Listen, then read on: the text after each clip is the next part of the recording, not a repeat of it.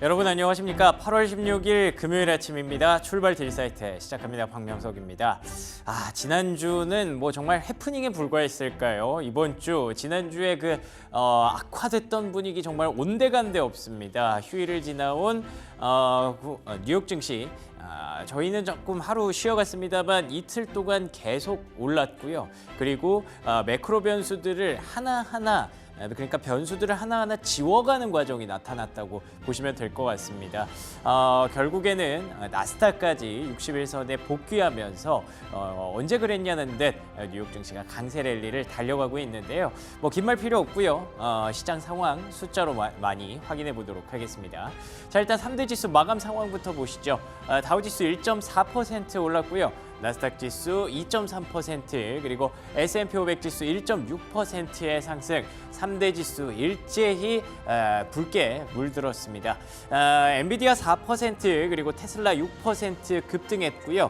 월마트까지 6.5% 상승했습니다. 지난 수요일에 제가 핀비즈 테이블 보면서 말씀드렸을 때 시장의 위험 선호 심리가 조금 높아지면서 월마트와 에너지주 최근에 강했던 가치주에서 이제 위험 주식 쪽으로 이제 좀 이동하는 그런 모습들이 성장주로 이동하는 모습들이 나타났다라고 말씀드렸는데요.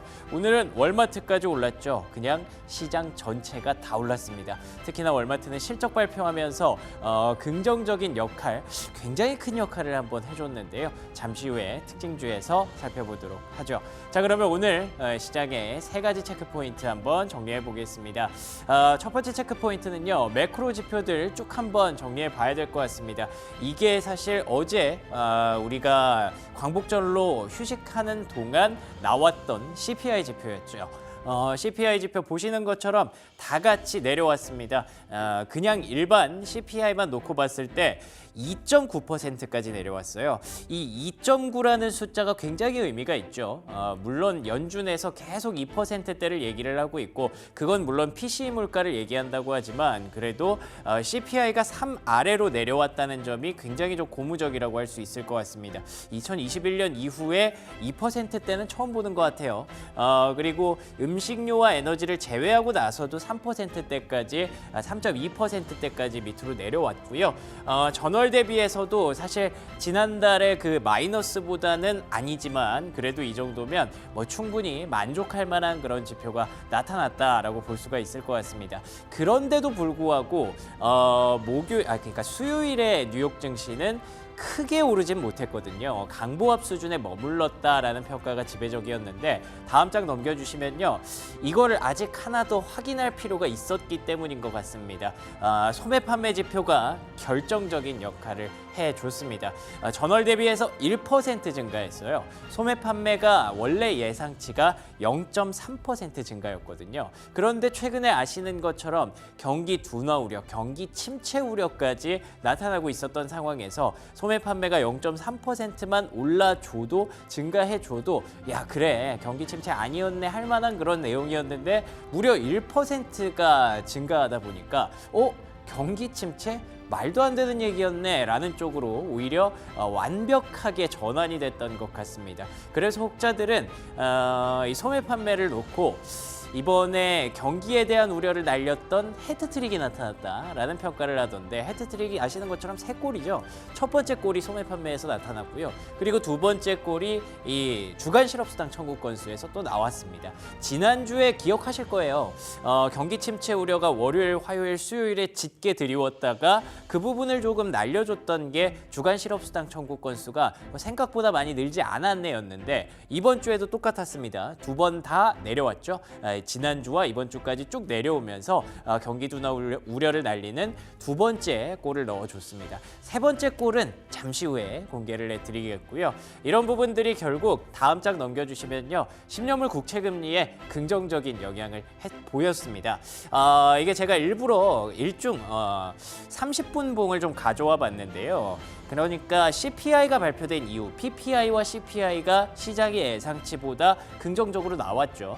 그런데도 불구하고 거의 사실 움직이지 않았습니다. 아래쪽에 머물러 있었고 앞서 말씀드린 것처럼 물가에 대해서는 이제는 뭐 고민이 별로 없고요. 관심도 별로 없습니다. 그래도 시장이 너무 급락을 했기 때문에 어느 정도의 급락을 메꿔주는 연결고리 역할만 해줬던 것 같고요. 소매 판매 지표를 기다리면서 급등했습니다. 제가 어제 소매 판매 발표되는 순간 10년물 국채 금리를 열어봤었는데 깜짝 놀랄 만큼 이렇게 급등을 해 있더라고요. 그래서 오늘은 그냥 발 뻗고 자도 되겠다라는 생각으로 편안하게 잠을 청했는데 결국에는 이게 말해주는 건 지금 시장이 물가에 대한 관심보다 소매 판매 그리고 산업 생산 같은 경기 지표에 대한 관심이 더 높았다라는 추측을 다시 한번 확신으로 바꿔주는 그런 지표였고요.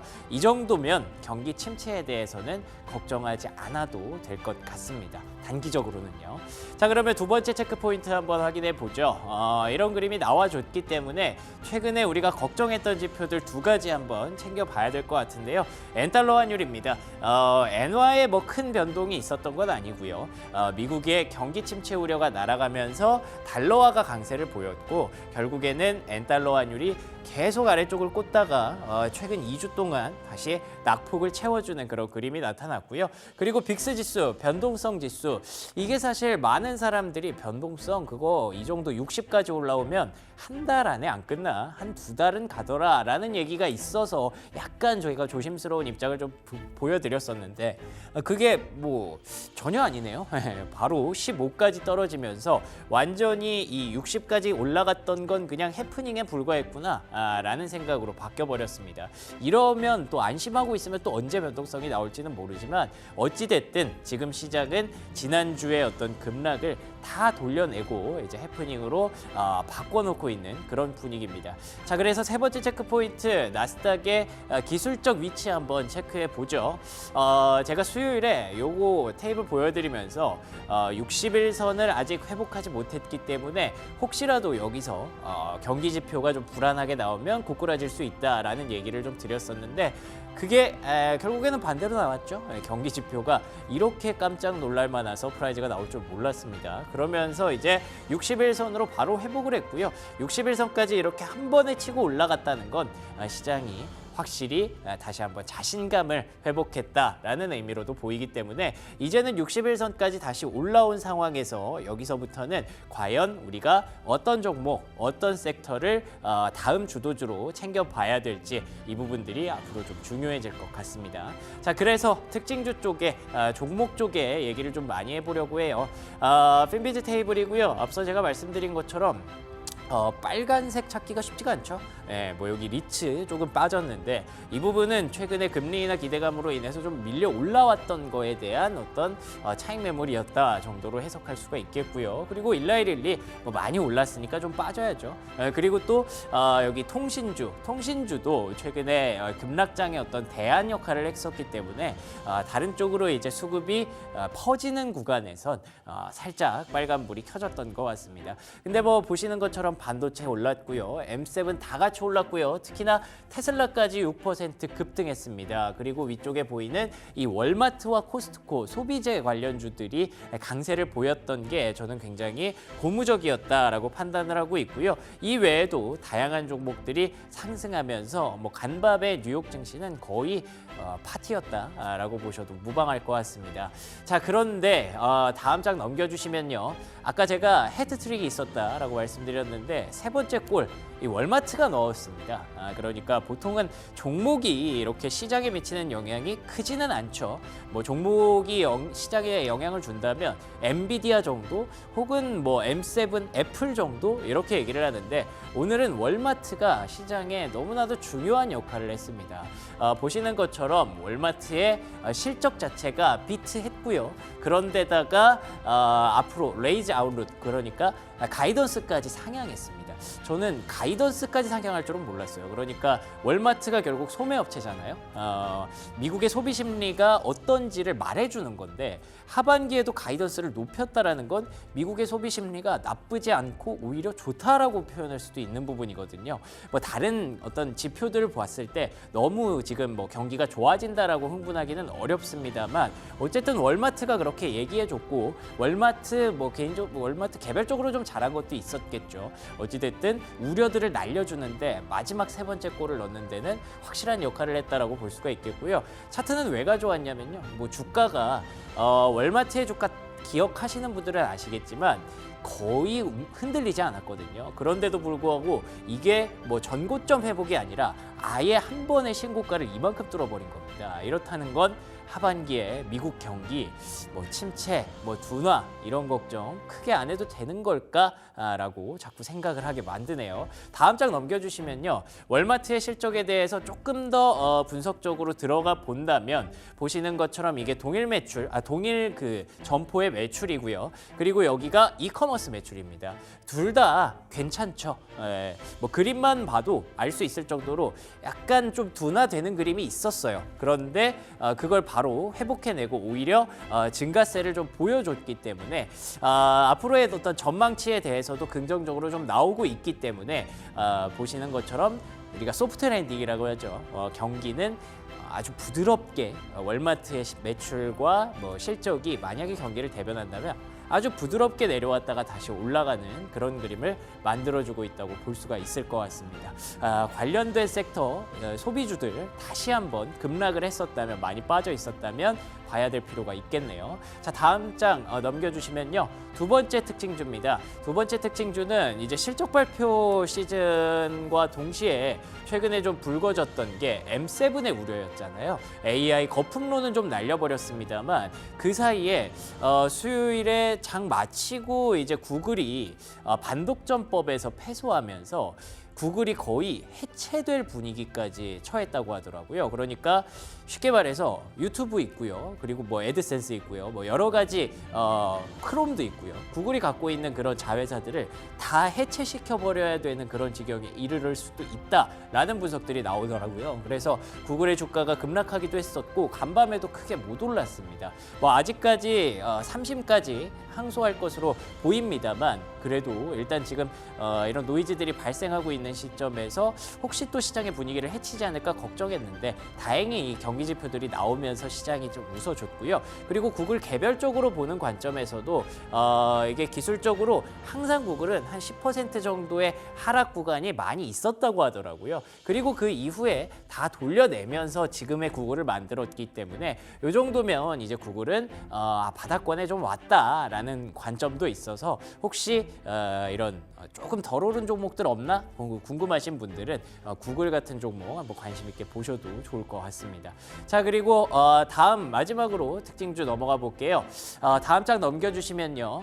이게 실적뿐만 아니라 이제 그 월가에서는 돈 많은 사람들, 이제 구루들이 내 포트폴리오가 어떤지 분기에 한 번씩 공개를 하지 않습니까? 그런데 이번에 버크셔 해서웨이의 워렌 버핏 회장이 굉장히 흥미로운 그런 부분들을 보여줬어요. 애플을 지금 4억 주 정도 남았죠? 네, 4억 주 남겼고 코카콜라를 4억 주 똑같이 남겼습니다. 이게 4억 맞춘 거라는 얘기가 있더라고요. 이런 라운드 피규어, 동글동글한 숫자를 좋아하기 때문에 애플을 지금 거의 50% 가까이 팔았음에도 불구하고 이제부터는 좀 팔지 않을 수 있다라는 분석이 나오는데 사실 중요한 건 그게 아니죠. 워렌 버핏이 팔았음에도 불구하고 애플이 최근 6거래일 연속 상승하고 있다는 거, 그것도 흥미로운 부분이고요. 애플을 팔고 뭘 샀냐? 보시는 것처럼 울타뷰티라는 종목을 많이 샀습니다. 울타뷰티는 미국의 올리브영이라고 보시면 될 것 같고요. 그 종목 거기에 들어가는 한국의 화장품들도 굉장히 많으니까 화장품주들 최근에 좀 부침이 있었는데 다시 한번 관심 있게 봐야 될 때가 아닌가라는 생각이 좀 들더라고요. 자, 그리고 다음 장 넘겨주시면 워렌 버핏 말고 빌 에크먼이라는 사람도 이걸 좀 공개를 했는데 흥미롭게도 브룩필드라는 회사를 좀 샀고요. 그리고 나이키를 샀습니다. 앞서 제가 말씀드렸던 소비주들이 혹시 급락이 있었으면 이제 좀 관심 보여도 될 것 같다라고 했던 그런 관점에서 또 연결이 되는 것 같아요. 확실히 가치 투자에 능하신 분들은 이런 주가를 좀 기회라고 생각하는 것 같습니다. 모르겠습니다. 나이키가 얼마나 좋아질지는 아직은 저는 조금 애매하다라는 관점이 있기는 한데 그래도 주가 이렇게 올라가는 거 보면 확실히 지금은 가치 투자가 다시 한번 대세가 아니라 뭐 정답이었던 것 같기도 하네요. 자, 여기까지 브리핑 뉴욕이었고요. 조원준 캐스터와 시황 브리핑 이어갑니다. 네, 간밤 글로벌 시장 살펴보도록 하겠습니다. 원달러 환율은 지난 15일 새벽에 28.5원 내린 1,358원에 거래 마쳤습니다. 미국의 CPI 지수가 상승하면서 인플레 둔화 소식과 함께 달러와 약세로 연결됐는데요. 이와 함께 원달러 환율도 하락폭을 키우면서 장중에 1,353원까지 내려가기도 했습니다. 하지만 간밤에 미국의 소매 판매 발표가 됐죠.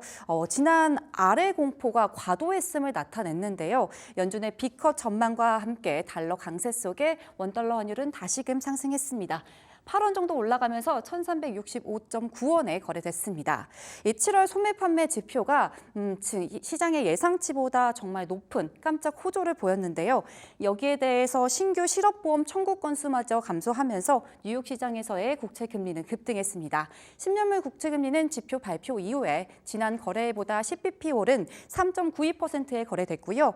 2년물 금리의 경우에도 지난 6월 이후 최대의 상승폭을 그려갔습니다. 이어서 국제 유가도 한번 살펴보시면요. 상승하고 있습니다. 77달러 후반에 거래되었는데요. 이 국제 유가가 최근 들어서 굉장히 널뛰고 있죠.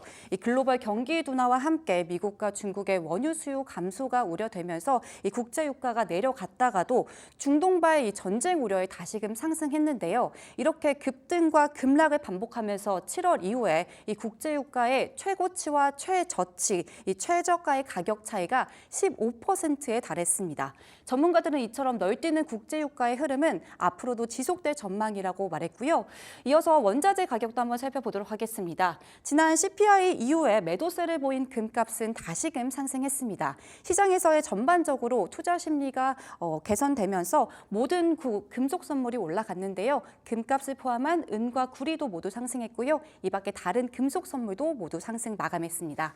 이렇게 원자재 시황까지 살펴보았습니다. 이어서 프리미엄 미국 주식 시작하겠습니다.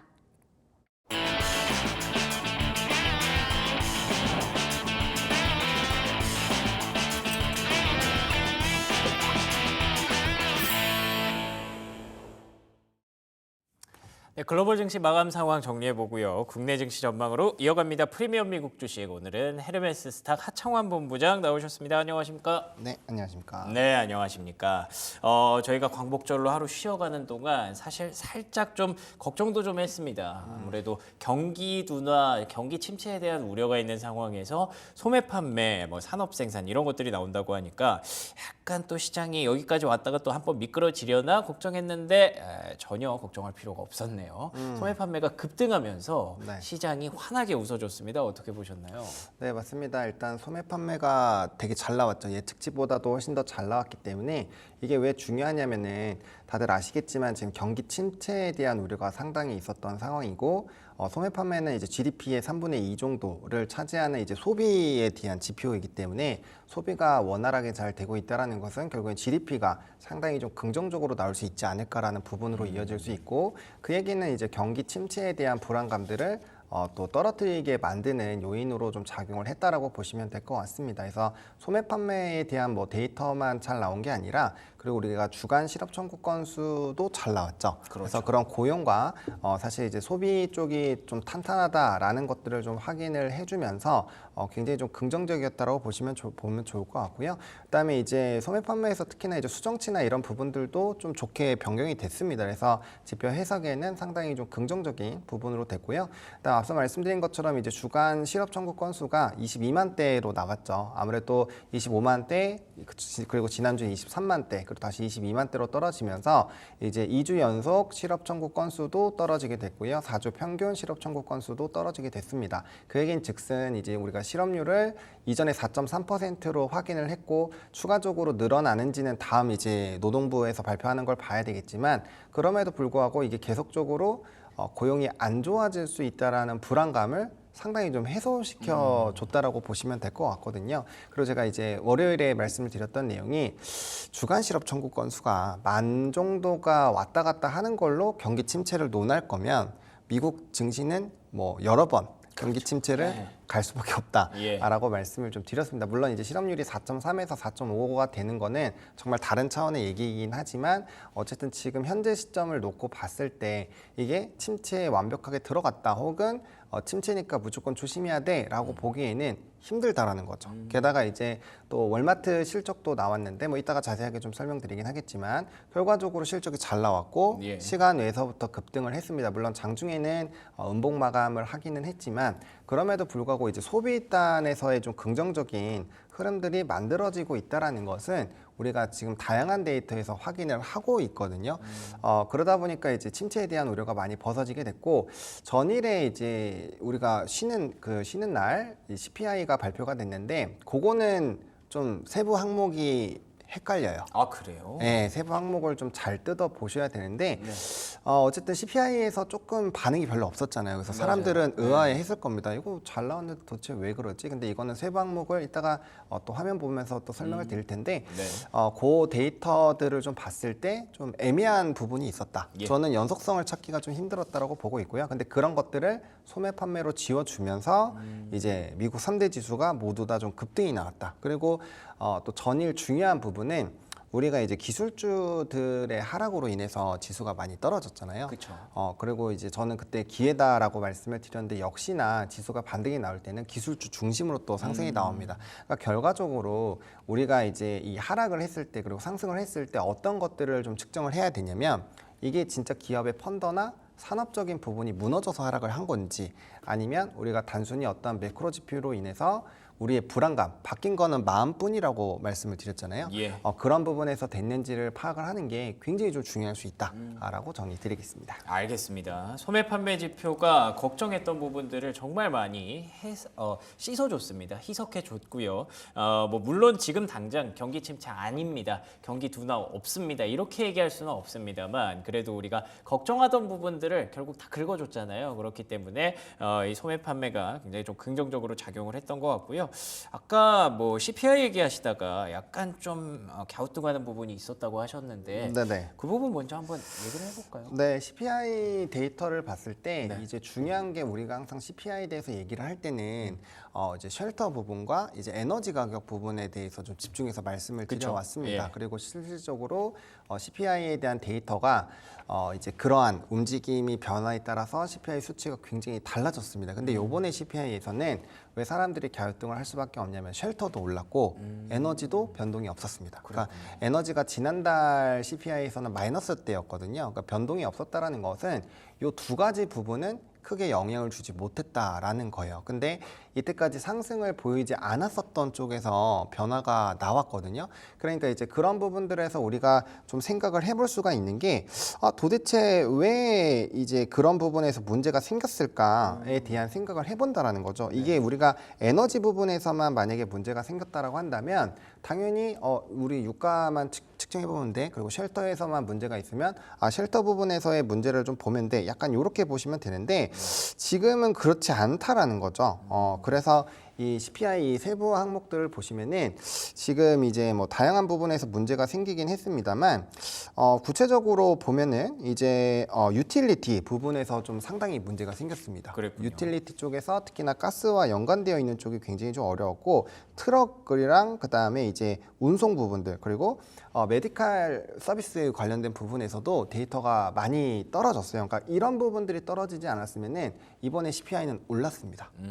그러니까 그런 부분에서 봤을 때 우리가 좀 물음표가 또 생기는 게 최근에 또 WTI가 올랐었잖아요. 그렇죠. 그러면 그게 이후에 반영을 할 수 있다라고 말씀을 드렸고 배럴당 80불까지 올라갔다 뭐 빨리 변동이 나오고는 있는데 만약에 이게 조금 더 확장이 돼서 80불 위에서 조금 더 장기적으로 있게 되면은 이게 이제 다음번에 에너지와 또 쉘터 부분에서 또 변동성이 또 높아질 수 있다라는 거죠. 그러면 지금 이제 변수가 되는 아까 말씀드렸던 그런 유틸리티 쪽이랑 이제 트럭 쪽이랑 그다음에 이제 메디칼 서비스 이런 부분들에서 문제가 생겼는데 여기가 만약에 다시 올라가고 그다음에 유가 같은 경우도 올랐으니까 이전보다는 아마 반영치가 변동이 없거나 좀 상승할 확률이 높습니다. 그러면 쉘터 부분이 다 원활하게 떨어지지 않으면 우리가 PPI에서 본 거랑은 다르게 CPI는 왜 따로 놀지 이렇게 된다라는 거예요. 그런 부분에서 이제 물음표가 생기니까 이 데이터가 종합적으로는 2.9가 나오긴 했는데 이게 우리가 지금 채권과 그다음에 이제 금리 인하에 강력하게 베팅을 하는 게 맞는 건가? 라는 거에서 물음표가 많이 생겼고 CPI 발표한 이후에 50pp를 하락하는 이제 빅컷에 대한 확률은 완전 줄었습니다. 그랬군요. 거의 반토막 이상 줄었고 그다음에 이제 금리 인하 퍼센테이지도 좀 줄었어요. 줄었다가 요번에 소매 판매가 되고 다시 60%에서 70%대로 올라왔다라고 보시면 됩니다. 그래서 CPI에서는 많은 투자자들이 뜯어 보니까 이게 왜 이러지? 이렇게 좀 고민이 많이 되게 됐던 그런 상황이고 앞으로 이제 CPI에서 이제 이게 물음표가 생기면 PC도 똑같거든요. 세부 항목이 비슷하고 가중치가 다르기 때문에 예. 그럼 PC도 물음표가 나올 수가 있어요. 그러면 우리가 PPI가 잘 나와서 나머지 다 잘 나올 거라고 거의 확신을 하고 있었는데 요거에서 변수가 나왔다. 그러면 9월 달에 금리 인하는 아직까지는 확률이 굉장히 높죠. 그래서 진행이 될 확률이 높은데 문제가 거기가 중요한 게 아니라 11월 달과 12월 달에 만약에 물음표가 생기면 거기서 변동수가 엄청나게 커질 그럴 수 수가 있죠. 있다라는 예. 거죠. 그래서 그런 것들까지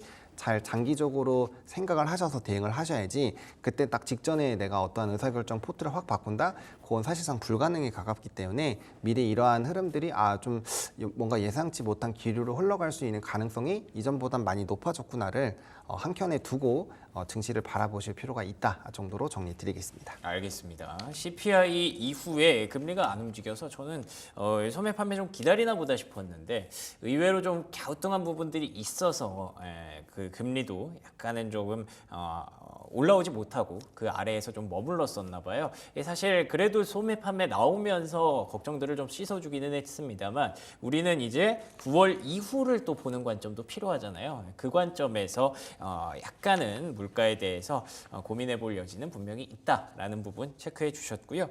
종목에 대해서 여러 가지 좀 정리를 더 해봐야 될 것 같은데 일단 월마트 얘기는 안 하고 넘어갈 수가 없을 것 같아요. 네, 맞습니다. 일단은 뭐 매출치와 그다음에 순이익 모두 다 좀 그 시장 컨센 대비 좋았습니다. 물론 그 폭이 엄청 좋은 거는 아니었지만 그래도 일단 컨센을 상회한 게 굉장히 좀 의미가 있다라고 보시면 될 것 같고 그다음 특히나 이제 월마트나 뭐 홈디포나 이런 것들이 좀 중요한 게 결국에는 사람들이 일상 소비에서 굉장히 많이 활용을 하는 그런 그렇죠. 쪽에 대한 소비이잖아요. 그런데 거기서 이제 예상보다 잘 나왔다라는 것은 소비가 굉장히 좀 견조하다라는 것들을 좀 체크를 해볼 수가 있습니다. 이거를 왜 우리가 걱정을 하고 있냐면 사실 이제 미국 쪽에서는 당장의 소비를 잘 줄이지 않아요. 그래서 카드 연체나 이런 것들이 원래는 좀 있는 편인데 그게 요즘에 굉장히 좀 많이 높아지고 있는 상황이거든요.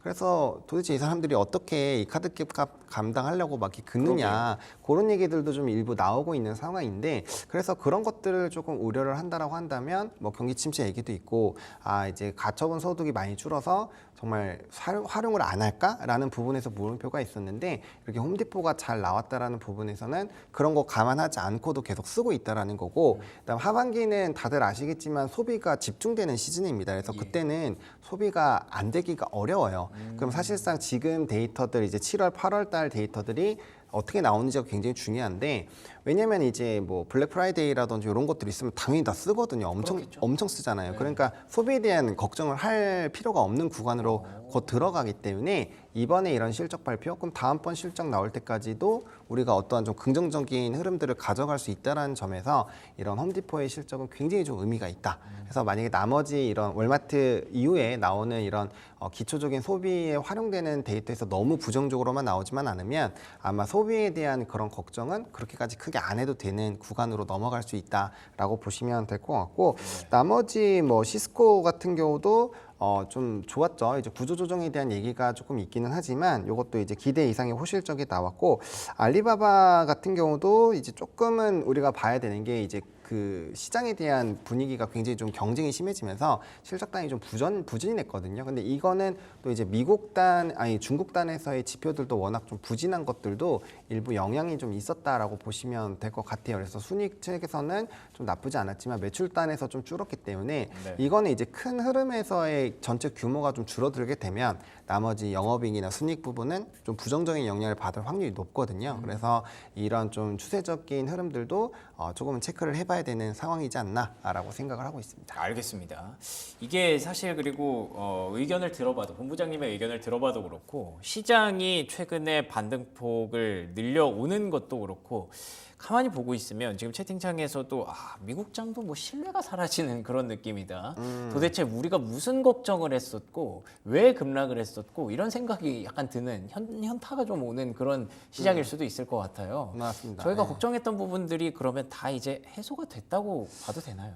제가 이제 그 지난주부터 좀 강조드렸던 게 뭐냐면 제가 소구법을 좀 말씀을 드렸잖아요. 예. 그래서 뭐 경기 침체에 대한 부분이 왜 나왔고 제가 뭐 샤메 법칙도 말씀을 드리고 근데 이제 그런 것들을 하나하나 좀 이렇게 소거를 하다 보면은 이거는 좀 과한 우려였다. 그래서 굉장히 사야 된다라고 강조드렸던 게 아니 그렇지가 않은데 갑자기 하루아침에 뭐 경기 침체가 뚝 튀어나오고 물론 그런 것들을 우리가 계속적으로 생각을 하고 있었지만 이게 갑자기 나올 이유가 전혀 없었다라는 말이죠. 예를 들면 이제 경기 침체에 대한 부분들 물론 지금도 보시면 여론이나 이런 부분에서는 경기 침체가 올 확률이 굉장히 높아졌다라고 언론은 나와요. 근데 우리가 실질적으로 뜯어봤을 때 경기 침체라고 한다면 뭔가 기업들의 실적이 무너지거나 그렇죠. 근데 첫 번째로 말씀을 드리면 AI 쪽에 대한 거품론도 많았죠. 하지만 맞아요. 그런 관련된 기업들 실적 다 좋았고 웬만하면 다 이제 컨센보다 상위였거나 혹은 또 캐펙스 늘려 나가잖아요. 그럼 캐펙스를 늘린다라는 거는 앞으로 외형 성장이 더 나온다라는 거고 예. 실적 단에서 좋아지는 겁니다. 그럼 일단 주요 기업들의 실적이 나쁘지 않은 상황에서 GDP가 꺾이지 않았고 오히려 올랐어요. 그런 부분들이 있는 상황에서 실업률이 조금 올랐었던 부분 그리고 샤메 법칙에 대한 인디케이터들이 뭐 조금 헷갈리게 하긴 했지만 그런 부분들이 너무 확대 해석이 많이 됐다라는 거죠. 물론 요번에 이제 금일에 이게 지금 부각이 안 되고 있어요. GDP 나우 추정치 이제 또 나왔는 데이터가 요게 2.9에서 2.4인가로 떨어졌어요. 많이 빠지긴 했네요. 네, 빠지긴 했습니다. 그래서 다음번에 흐름을 봐야 되는데 이거 거의 뭐 주마다 나오니까 예. 우리가 그거를 좀 방향성을 체크를 해봐야 되는데 어쨌든 그런 부분에서 보더라도 이 어쨌든 GDP가 올라간 이 상황에서 경기 침체라고 얘기할 만한 부분들이 그렇게 없었다라는 얘기입니다. 그래서 그런 것들을 좀 지우고 거품론도 지우고 이렇게 다 지우다 보면은 결국에는 이거는 차익에 대한 빌미였구나. 여러 가지 실적 발표들 그리고 이제 대선 전에 한번 또 이제 흔들어야 다른 데도 돈이 한번 풀리고 그런 부분에서 이제 좀 순환매를 만들어 나가는 과정이었구나. 그리고 흔들린 거는 이 시장에 대한 불확실성이 생긴 게 아니라 그냥 제가 그때도 말씀드렸잖아요. 제품은 바뀌지 않았는데 제품을 바라보는 소비자의 입장이 바뀌었다. 콜라가 3,000원인데 커피가 3,000원인데 지금 이게 1,500원 떨어지면 당연히 사야 되는데 이게 당장 떨어진 것만 생각하니까 혼란스럽다라고 맞아요. 표현을 제가 드렸었잖아요. 그런 것처럼 사실 바뀐 거는 그렇게 없었는데 이게 불안감을 공포를 했다라는 부분에 잘 체크해야 되고요.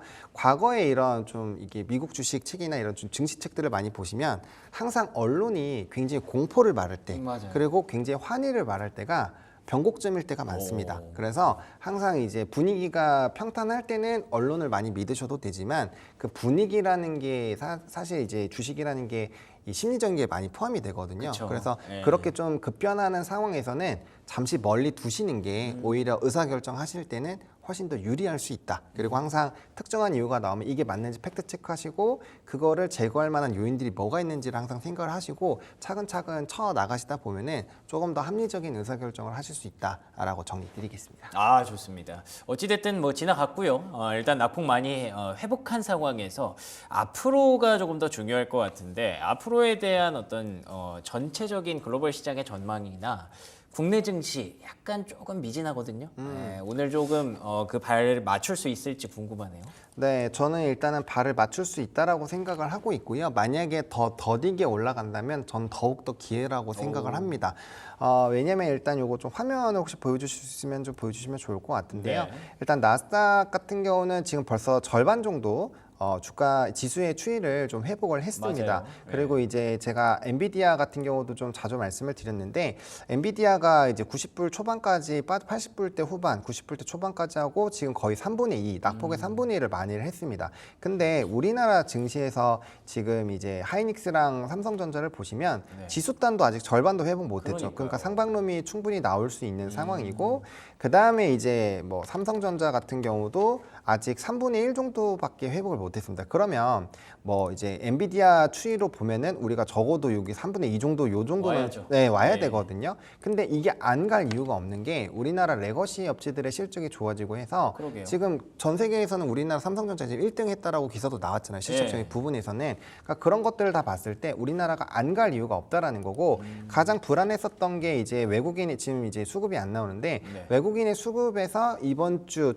초부터는 계속적으로 삼성전자랑 하이닉스의 매수가 강력하게 들어오고 있습니다. 보시면 다시 한번 매수세가 들어오고 있고 단기간에 나갔었던 물량들을 빠르게 좀 회복을 해주고 있거든요. 네. 근데 이게 이제 7월달 외국계 동행을 보시면 원래는 6월달까지는 미국계가 가장 많이 매수를 해줬었는데 이번 7월달의 데이터를 보시면 미국계가 거의 제로 베이스 정도로 떨어졌어요. 굉장히 많이 떨어졌는데 이게 이제 미국의 기술주들이 빠질 때 미국계 자본이 다 나가는 거예요. 네. 근데 만약에 그들이 다시 돌아온다라고 친다면 적어도 4조 이상의 수급이 들어올 수가 있거든요. 그런 관점에서 본다면 하이닉스랑 삼성전자랑 최근에 한 달 동안 팔았던 것만 다시 사준다라고 가정을 한다면 주가의 추이가 충분히 되돌림이 나올 수 있고 앞서 말씀드린 대로 삼성전자랑 하이닉스가 그 정도로 되돌림이 나오면 당연히 지수는 거기서 따라갈 수 그러네요. 있다라는 예. 거죠. 그래서 그런 관점으로만 보더라도 아직도 충분한 기회가 있다라고 보시면 좋을 것 같고 좀 작은 거 사지 마시고 이럴 때는 제발 큰 종목을 사시는 게 도움이 많이 되실 겁니다. 알겠습니다. 계속 얘기를 듣다 보니까 지금 그게 필요하네요. 생각을 너무 깊게 할 필요가 없습니다. 그냥 우리가 알고 있던 증시 그대로를 받아들이고 시장에 대해서 기회를 계속 찾아갈 필요가 있겠네요. 지금까지 헤르메스 스탁 하창환 본부장과 얘기 나눠봤습니다. 오늘 좋은 말씀 고맙습니다. 네, 감사합니다. 네, 국내 증시 전망으로 이어갑니다. 브리핑 서울 최인 앵커와 함께 하시죠. 네, 조금은 짧은 한 주, 어느새 한 주의 끝자락에 서 있습니다. 간밤에 뉴욕 증시가 정말 뜨거웠습니다.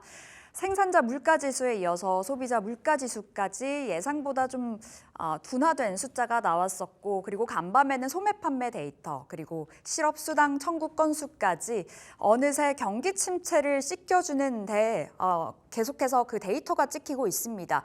어느새 시장의 목소리는 경기 연착륙으로 흘러가고 있고요. 경기 침체가 웬 말이야가 되어버리는 지금 상황이죠. 국내 증시 오늘 기대가 커집니다. 다만 하반기 들어가면서부터 매크로 이슈 속에 원체 좀 흔들렸던 국내 증시였었고요. 시장 안에서는 주도주는 보이지 않았었고 순환매는 빠르게 돌고 있고 그리고 원체 또 악재에 민감하게 흘러갔었던 터라 변동성이 컸지만 이제 시장에 대한 기대 쪽으로 가닥을 잡아보도록 하겠습니다. 현 시점에서 포트에 대한 점검도 들어가 봐야 되겠는데요. 먼저 수요일에 마감가부터 챙겨보도록 하겠습니다. 자, CPI가 발표가 되는 그 전날의 분위기였었죠. 하지만 시장은 견조하게 이 빨간불을 켜줬습니다. 코스피가 2644포인트 그리고 코스닥은 776포인트까지 올라가면서 마무리가 됐습니다. 코스피 일중의 흐름부터 보실게요. CPI가 발표되기 전 이어서 전강후약의 장세가 나타날 거다라는 게 시장의 중론이었었지만 견조한 체력이 확인이 됐었습니다. 자, 코스피 파란색으로 지금 떠 있지만 빨간색으로 보셔야 되겠습니다. 상승으로 마감이 됐었고요. 2652포인트까지 개장 직후에 고점을 좀 빠르게 키워갔었습니다. 반도체 투탑의 상승이 이어지고 있죠. SK하이닉스가 4거래일 동안에만 13%가 넘게 올랐고요. 무디스에서는 SK하이닉스의 신용 등급을 부정적에서 안정적으로 올려잡기도 했습니다. 이날 SK하이닉스가 2%대 반등, 그리고 SK하이닉스뿐만 아니라 삼성전자, 여타 다른 반도체주들 원체 좋았습니다. 계속해서 탄력적인 움직임을 이어갔던 코스피였었고요. 코스닥 보실까요? 코스닥 또한 강했습니다. 코스닥은 2차 전지의 강세가 두드러지고 있습니다. 8월 들어와서부터 시장 대비 아웃퍼폼을 해주는 2차 전지 778포인트까지 코스닥 일중상 고점을 키웠었고요. 오전장의 고점이 오후장에서도 유지가 되나 싶었었지만 장중에 한 차례 좀 흔들리는 모습 보여주기도 했었습니다. 선물 시장 쪽에서 외국인들의 포지션이 매도 쪽으로 가닥이 잡히면서 흔들림이 잠깐 나왔었고요. 그래도 만회를 해내는 모습 보였었죠. 오늘 2차 전지에 대해서도 궁금한 종목 Y 시간에 질문 들어가 보도록 하겠습니다. 자, 수급 동향 살펴볼게요. 유가증권 시장 안에서 외국인들의 사자가 이어지고 있습니다. 4거래일 연속의 매수 포지션 잡아가고 있고요. 수요일에 매수 강도도 괜찮았죠. 4천억 원의 순매수, 다만 개인이 또 팔았고요. 기관도 물량을 던져냈습니다. 기관 1,100억 1,800억 원의 물량이 출회가 됐습니다. 코스닥에서는 외국인 기관의 동반 매수가 들어왔었는데요. 자, 외국인들 828억 원, 기관은 8억 원. 그 매수 강도, 매수 규모 자체는 굉장히 약했으나 쌍끌이 매수였다는 점 확인이 되고 있습니다. 자, 이렇게 수요일에 마감가 점검 들어가 봤고요. 외국인 기관 현 시점에서 어떠한 종목 담아가고 있을지 챙겨보도록 하겠습니다. 네, 지난 수요일 외국인과 기관 수급이 어디로 향했는지 국내 증시 수급의 향방 살펴보도록 하겠습니다. 글로벌 빅테크 기업들의 급등에 반응하면서 수요일에도 외국인의 수급은 반도체주로 향했습니다. 1위에는 삼성전자와 SK하이닉스 자리하고 있는데요. 이 SK하이닉스 대대적인 시설 투자로 생긴 부채를 갚아 나가면서 올해 하반기에도 순차입금을 5조 원 이상 줄이는 등 기업 성장과 재무 안정 두 가지 목표를 동시에 추구하고 있다는 점 함께 확인하시면 좋을 것 같고요. 삼성전자는 1.4%, SK하이닉스 2.6% 상승 마감했습니다. 이 글로벌 시장에서 국내 방산업계의 위상이 점점 커지고 있죠. 올해 방산업계에서 이 상승 랠리에 소외됐던 한국항공우주가 자리하고 있는데요. 최근 들어서 주가 급등하고 있습니다. 외국인과 기관 수급 4거래일째 이어져 오고 있고요. 수요일에는 5% 가까이 상승하면서 5,800-600원에 거래 마쳤습니다. 이 지정학적 긴장감이 지속되고 있고요. 첨단 방위 산업에 대한 필요성이 커지면서 주요 방산업계 5곳의 연간 합산 영업이익 2조 원을 넘어설 거란 관측도 함께 나왔습니다. 이와 함께 현대 로템도 3.4% 강세 보이면서 상승세 이어가고 있고요. 5위에는 LG 에너지솔루션 자리하고 있습니다. 테슬라의 강세 속에서 국내 2차 전지주도 동반 상승 보였는데요. 기관 수급 2위에 에코프로 BM 자리했습니다. 이 에코프로 회장, 이동채 전 회장이 광복절을 맞아 특별 사면을 받는 등 전 거래일에 에코그룹주 모두 함께 웃었고요.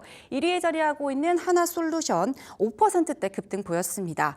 미국의 하나큐슬에 대한 금융 지원과 함께 친환경 정책에 대한 기대감도 커지면서 이러한 흐름을 보여주었는데요.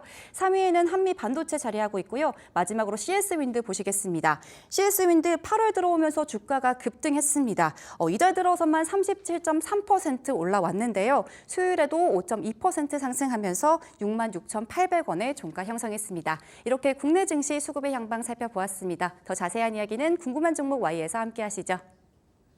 네, 시장의 표정이 바뀌었습니다. 확인해야 될 데이터들이 줄줄이 나왔고 그 확인을 통해서 시장에 대한 확신을 얻어갈 수 있을까요? IS 김태성 본부장 만나 뵙겠습니다. 어서 오세요. 네, 안녕하세요. 네, 본부장님, 간밤에 뉴욕 증시가 너무나 뜨거웠습니다. 그렇죠. 어제 휴일이 그래도 달가웠던 하루가 되지 않았을까? 네. 오늘장은 어떻게 좀 기대를 해볼 수 있을 것 같고, 뭐 CPI뿐만 아니라 간밤에 소매 판매 데이터 그리고 그 실업수당 청구 그렇죠. 건수까지 네. 연착륙을 가리켰잖아요. 네. 어떻게 보셨나요? 일단 지난주 월요일날 급락이 나왔던 이후에 우리가 가장 많이 경계했었던 이유는 경기 침체로 바로 가느냐, 아니면 경기 둔화의 모습을 보였다가 침체로 결국은 가닥을 잡느냐, 이 네. 부분에 대한 고민이 많았었지 않습니까? 그런데요, 어제 이제 그제 나온 지표로 일단 이런 부분에 대한 불확실성들이 지금 많이 거쳐진 상황이다라고 좀 보시면 될 것 같아요. 그러면 많은 투자자분들은 이렇게 생각을 하겠죠. 경기 침체, 경기 둔화에 대한 부담감은 없다. 여기에 금리 인하는 확실시 9월 달에 진행이 되겠구나. 그러다 보니까 비안전자산으로의 이제 매수세가 굉장히 강하게 어제 좀 투심이 살아났었던 하루였다라고 좀 보시면 될 것 같고요. 그도 그럴 것이 사실은 어제 기술주들이 엄청나게 강하게 끌어올렸다라기보다는요. 월마트라든지 이 소배 판매 네. 이쪽과 조금 민감하게 움직이는 쪽이 굉장히 강했거든요. 대표적으로 월마트도 그랬고요. 나이키라고 하는 브랜드도 어제 굉장히 또 좋은 모습을 좀 보였고요. 이러한 모습들이 좀 나왔기 때문에 한쪽만 가지고 움직이는 지금 시장이 아니라 여러 섹터가 지금 돌아가면서 순환매가 나타나는 이제 글로벌 증시이기 때문에 굉장히 체력적으로도 탄탄했었던 어제의 상승이 아니었나. 다소 아쉬운 부분은 오늘이 금요일이라는 금요일이다. 거. 그래서 이 부분이 시초에는 우리나라 시장에 정말 긍정적인 영향을 주겠지만 과연 중후반부까지 지속성, 그러니까 연속성을 보여줄 수 있는지 여부는 우리나라 시장 열리고 나서 판단을 하셔야 되지 않을까라는 의견 드리겠습니다. 그러니까 오늘장 끝자락까지 이어질지 여부요. 그렇죠. 네. 원체 이제 주말이라는 불확실성이 또 한 번 코앞에 있다 보니 그래도 오늘 시장의 그 출발은 좋을 거다, 네. 힘은 좋을 거다 말씀 주셨습니다. 그 힘이 또 어디로 쏠릴까가 중요할 그렇죠. 것 같은데 네. 두 번째 포인트 통해서 알아볼게요. 2차 전지 8월 들어와서 대장격으로 움직여주고 있습니다.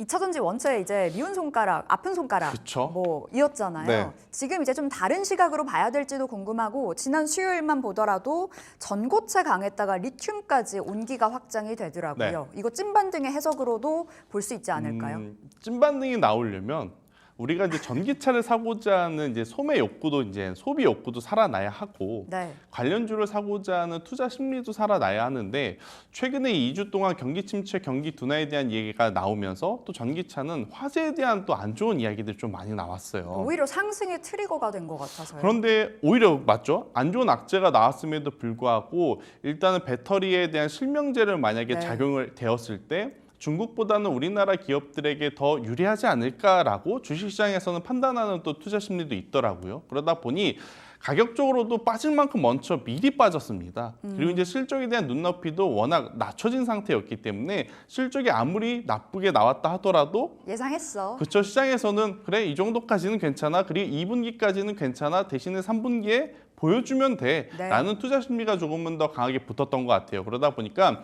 에코프로 BM 혹은 이제 LG에너지솔루션, 삼성 SDI 이러한 기업들이 사실은 지난주 중후반부터 나름 이제 상대적으로 강하게 올라오는 모습을 좀 보였는데 문제는 아직까지 리튬 쪽이 이제 가장 대표적인 기업이라고 할 수 있는 미국의 앨범알이라고 하는 기업의 주가가 크게 반등을 하고 있지 못하다라는 것. 네. 테슬라는 어제 반등이 좀 강하게 나왔습니다. 하지만 앨범알 같은 경우에는 조금은 더 지켜봐야 하지만 그래도 이 변동성에 대한 기대감을 좀 가질 수 있는 요소가 좀 하나 있죠. 일단 원자재 같은 경우에는 앞단에서 수요가 폭발하면서 올라가면서 가격이 올라가는 경우도 있지만 반대로 수요가 조금 줄어들었을 때 공급을 조절을 해서 원자재 가격을 상승시킬 수 있는 부분도 있거든요. 근데 이러한 부분들이 올해 만약 3분기에 적용이 된다면 2분기보다 나은 3분기 실적을 보여줄 기업들이 지금 많다라는 거죠. 대표적으로 에코프로 그룹주와 아무래도 이제 이 배터리 음극재, 양극재 관련 기업들은 충분히 2분기보다는 나은 3분기를 좀 기대해 볼 수 있기 때문에 소비자들이 혹은 투자자들이 좀 관심을 좀 갖고 있는데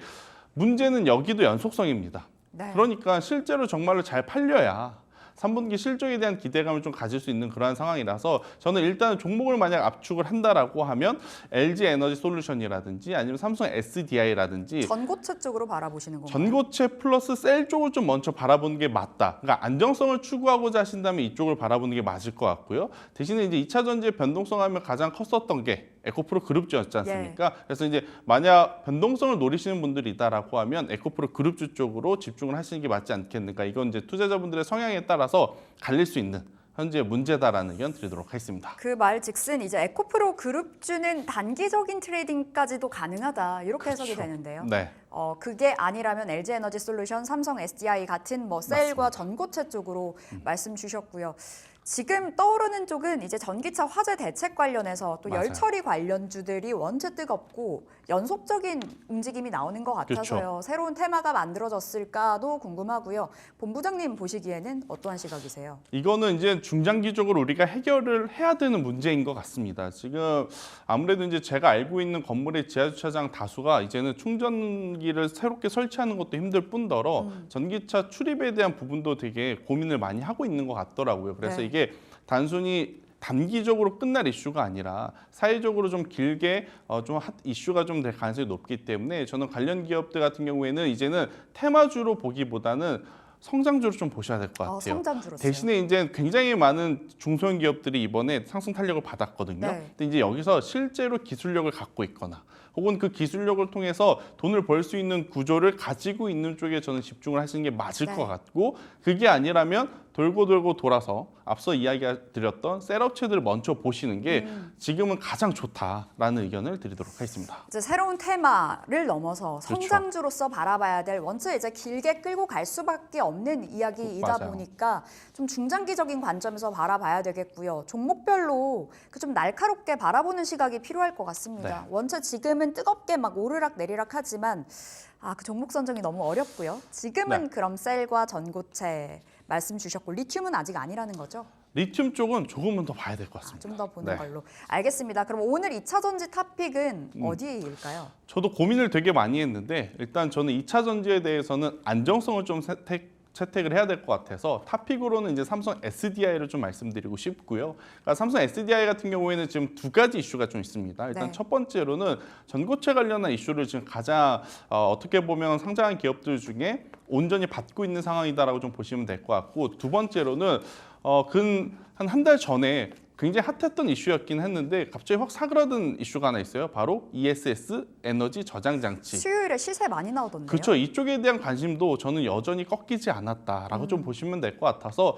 어떻게 보면 변동성은 에코프로 그룹주들이 더 크게 보일 수 있습니다. 네. 하지만 지금은 2차 전지는 변동성을 노리는 매매 전략보다는 안정성을 통해서 조금은 더 반등세가 강하게 나오는 쪽을 좀 선택을 해야 되는 게 맞지 않나라는 생각이 들어서요. 그 기준으로 본다면 삼성 SDI가 조금 더 유리하다라는 생각이 들고 있고, 현재 구간에서 30만 원이라는 가격대, 그러니까 최근에 기록했던 저점이라는 가격대만 네. 이탈하지 않는다면 저는 충분히 지금 중기 이평선을 돌파할 가능성이 높아 보이거든요. 그러니까 이평선 돌파 시에는 40만 원이라는 가격대까지의 반등은 충분히 가능하지 않을까라는 의견 드리도록 하겠습니다. 이제 최근에 폭락장 때 한 30만 원 이탈이 됐었고 지난 5월이 44만 원 돌파가 됐었거든요. 중기 이평선 넘어가서 한 40만 원까지는 바라보자 목표가 말씀 주셨고요. 손절가 30만 원 잡아보겠습니다. 삼성 SDI. 세 번째로 넘어가 볼게요. 신재생 관련해서 어떻게 볼 수 있을까요? 8월 들어와서 7월의 끝자락부터 좀 신재생이 꿈틀꿈틀 움직이더니 시세가 이제 폭발하고 있습니다. 네. 중심에는 CS 윈드가 있고요. 그렇죠. 근데 이제 배경이 계속해서 힘을 실어주는 것 같아요. 뭐 해리스 트레이드뿐만 아니라 금리 인하 그리고 실적까지 뒷받침이 되면서 신재생 지금 포트에 담을 수 있을까요? 참 기대 안 했었던 섹터인데 우연찮게 지금 삼박자가 딱 맞아 떨어지죠. 방금 네. 말씀드렸던 미 대선에 대한 이슈, 두 번째로는 금리 인하에 대한 기대감, 그리고 세 번째로는 생각보다 강했었던 이들의 실적. 예. 그러니까 이제 아무래도 이제 신재생 관련주들에 대한 시선들이 많이 바뀔 수밖에 없습니다. 특히나 지금 반도체 IT가 갈 거냐, 제약바이오가 갈 거냐, 2차 전지가 갈 거냐, 시장의 큰 틀 안에서 어디가 좀 강할지 모르는 상황이잖아요. 그런 상황 속에서 저는 이제 다크호스로 떠오를 수 있는 게 바로 이제 신재생 에너지가 아닐까라는 생각이 들어서 저는 신재생 에너지에 대한 관심도는 여전히 높게 잡으셔야 되는데, 근데 이제 한 가지 이제 여기서 고민이 됩니다. 불과 한 달 전, 두 달 전만 하더라도 신재생 에너지 쪽에서는 원전만 바라봤거든요. 네. 그런데 이제 와서는 태양광도 바라봐야 되고 풍력도 바라봐야 되니 지금 시점에서 어디를 바라보는 게 맞을까라고 좀 고민이 많으실 것 같아요. 그래서 실적을 바라보신다면 일단은 CS 윈드가 굉장히 좋은 호실적을 좀 냈기 때문에 풍력 쪽을 좀 바라보시는 게 맞을 것 같고요. 네. 대신에 이제 앞서서 저도 이제 2차 전지 이야기할 때 변동성과 안정성 이야기를 했잖아요. 네. 신재생 안에서도 안정성적인 부분을 고려한다면 결국에는 태양광을 좀 봐야 될 것 같아요. 태양광 같은 경우에는 하나큐셀이 미국 정부를 통해서 굉장히 큰 금액을 이미 현금화로 지급을 받았고, 네. 이제 하나솔루션 같은 경우에는 일단 미국 본토 안에서 첫 단계부터 마지막 단계까지 턴키를 가지고 모두 생산 관리를 할 수 있는 지금 기업이기 때문에 만약 변동성이 나온다 하더라도 가장 적은 변동성이 나올 가능성이 높다. 이렇게 좀 보시면 될 것 같아서 저는 태양광을 바라보신다면 하나솔루션이 맞을 것 같고요.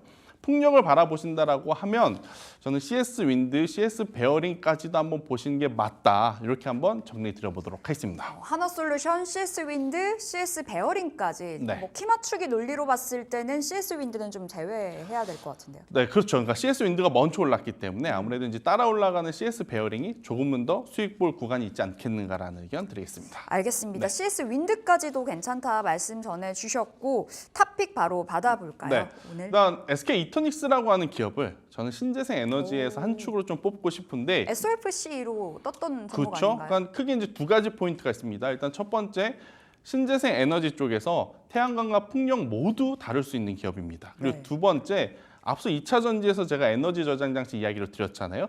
거기 이 삼성 SDI와 밀접하게 또 연관이 있는 ESS 에너지 저장 장치 기업이 바로 SK 이터닉스이기 때문에 어떻게 보면 앞선 두 가지 주제에 모두 부합하는 기업이다. 이렇게 좀 보시면 될 것 같아서 최근에 반등세도 정말 강하게 나오고 있거든요. 그래서 네. 만약 여러분들이 신재생 에너지만 바라보시기에는 조금 부담감이 있으시다라고 하면 여기에 에너지 저장 장치까지 기대감을 가지고 있는 이터닉스는 오히려 더 좋은 기업일 수 있다라는 의견 한번 드려보면서 현재 구간에서요 15,000원이라는 가격 라인만 이탈되지 않으면 될 것 같아요. 그러니까 앞서 제가 이야기 드렸던 삼성 SDI보다는 힘이 강하죠. 그러니까 삼성 SDI는 중기 이평선을 넘지 못했는데 네. 지금 SK 이터닉스는 중기 이평선을 넘어간 상태에서 지금 시세가 더 날 거냐 말 거냐 이 상태이기 때문에 15,000원이라는 가격대 손절가 잡아드리고요. 여기서 추가 상승 시에는 좀 짧게 바라보기보단 에너지 저장 장치의 시대는 이제이고 신재생 에너지에 관련한 이슈도 미 대선 이제부터 시작이기 때문에요. 목표가는 35,000원 좀 높게 잡아드려 보도록 하겠습니다. 35,000원이라면 그 직고점인가요? 그렇죠. 전고점인가요? 전고점은 이제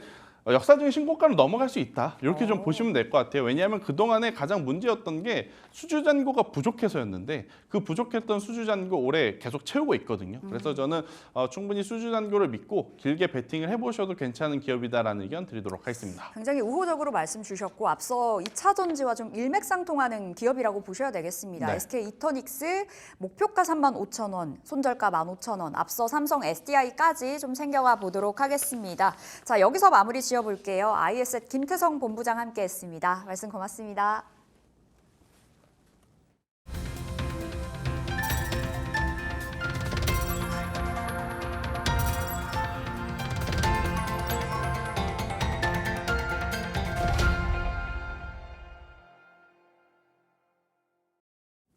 네, 오늘의 종목 3픽으로 이어갑니다. 오늘은 헤르메스타 김시은 팀장 연결돼 있습니다. 팀장님 안녕하세요.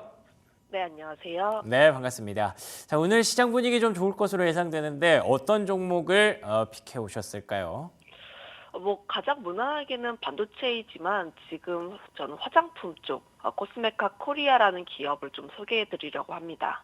좋습니다. 워렌 버핏이 화장품주를 샀다고 하던데 그 때문일까요? 코스메카 코리아 어떤 배경에서 가져오셨을까요? 아무래도 그 부분이 가장 큰 부분이라 보시면 좋을 것 같아요. 그동안 화장품 같은 경우를 보게 되었을 때 최근에 실적 개선에도 기관과 외국인의 동반 매도 흐름들이 나왔거든요. 아무래도 일부 화장품 기업들이 실적의 예상치를 좀 하회하거나 실적의 예상치를 살짝 올라서는 그런 부분들이 나오게 되면서 지금 성장률 둔화에 대한 논란까지 나오면서 투심 자체는 굉장히 제한적이었습니다.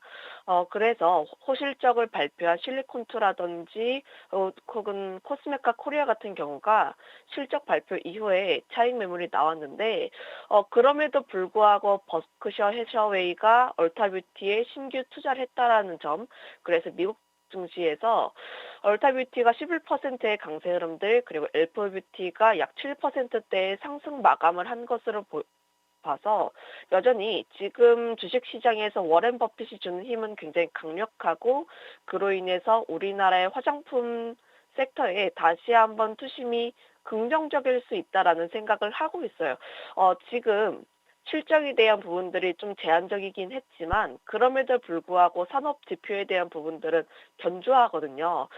지금 수출 쪽에서의 성장이 계속 나와주고 있고 우리가 가장 중요하게 여기고 있던 미국 쪽에서의 강세 흐름들이 지속이 되고 있는데 그로 인해서 미국 쪽에서의 스킨케어 쪽에 대한 침투율 같은 경우도 계속 상승 추세에 있습니다.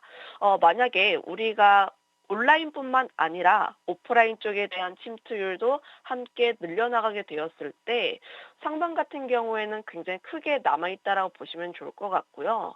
저는 여전히 화장품 섹터 같은 경우에 피크아웃은 아니고 성장에 대한 기대감 충분히 남아있긴 하나 여기에서 이 긍정적인 이슈가 하나 둘씩 쌓여가면서 투심이 다시 한번 돌아오게 되었을 때 피크아웃을 우려를 벗어날 수 있는 화장품 섹터 중에서 좀 강력한 기업이거나 혹은 기술력이 있는 기업들 같은 경우는 다시 한번 또 랠리를 이어갈 수 있다라고 생각을 하고 있고 그 점에서 부합한 기업이 저는 코스메카 코리아라고 생각을 하고 있습니다. ODM 기업이다 보니까 결국 화장품 쪽에서의 강세름들이 나오게 되었을 때 매출에 대한 실적 또한 함께 기대해 볼 수 있는 기업이라고 보시면 좋을 것 같고 2분기 실적 같은 경우도 분기 최대 실적을 발표를 했습니다. YOY 대비했을 때 매출단에서는 24% 그리고 영업이익은 60% 넘게 올랐고 예상치 대비했을 때 10%에 넘는 성장세가 나왔어요. 물론 한국 쪽에서의 강한 상승세 그리고 국내 쪽에서의 가동률이 굉장히 많이 증가한 부분들이 크게 기여하긴 했으나 지금 기초라든지 베이스 쪽에서의 대량 수주도 나와주고 있고 미국 쪽에서의 실적이 약간 하회하긴 했지만 기대치보다 약간 하회하긴 했지만 이 부분 같은 경우에는 일시적인 비용 문제로 보여지고 있습니다. 용기에 대한 개별 지연이라든지 혹은 포장 외주업체 교체로 인한 일시적인 비용 증가에 대한 부분이다 보니 저는 3분기 같은 경우에 미국 쪽에 대한 매출이 다시 한번 더 증가할 것으로 보여지고 있고 1분기에 미국 대표 인디 브랜드 쪽에 대한 파일럿 테스트가 이미 완료해서 4분기부터는 물량이 나갈 것으로 예정되어 있기 때문에 미국 같은 경우는 매출을 성장에 대한 기대감까지 함께 볼 수가 있어서 지금 코스메카 코리아 같은 기업은 우리가 눌렸을 때 조금 더 관심 있게 볼 필요가 있지 않을까라는 생각하고 있습니다. 좋습니다. 워렌 버핏 정말 대단하네요. 뭐 종목을 샀다는 것만으로도 주가가 10% 넘게 급등을 했고요. 이 흐름을 그대로 이어받을 수 있는 종목 중에 ODM사죠. 코스메카 코리아 이번에 실적이 좋았음에도 불구하고 조금 아쉬운 그런 주가 움직임을 보였는데 워렌 버핏 덕을 봐서 다시 한번 급등할 수 있을지 기대해 보겠습니다. 목표가와 손절가 한번 들어볼까요? 매수가는 수초가에 접근을 해보시면 좋을 것 같고요. 목표가 같은 경우에는 전고점 부근이라고 할 수 있는 9만 원 라인대 정도를 제시를 하겠습니다.